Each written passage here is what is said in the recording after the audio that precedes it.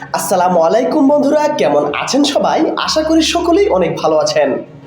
তো বন্ধুরা, নাসের ইবনু আলী আল জামি, আবু গাসসান আল মিসাইদ ও ইসহাক ইবনু ইব্রাহিম রহমতুল্লাহ আলাই আব্দুল্লাহ ইবনু কায়েস রাদিয়াল্লাহু তাআলা আনহু থেকে বর্ণিত যে নবী করিম সাল্লাল্লাহু আলাইহি ওয়াসাল্লাম ইরশাদ করেন, দুটি জান্নাত এমন যে এগুলোর পাত্রাদি ও সমুদয় সামগ্রী রূপার তৈরি।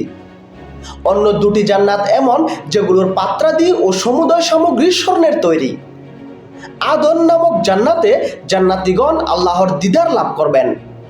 এ সময় তাদের ও আল্লাহর মাঝে তার মহিমার চাদর ব্যতীত আর কোন অন্তরায় থাকবে?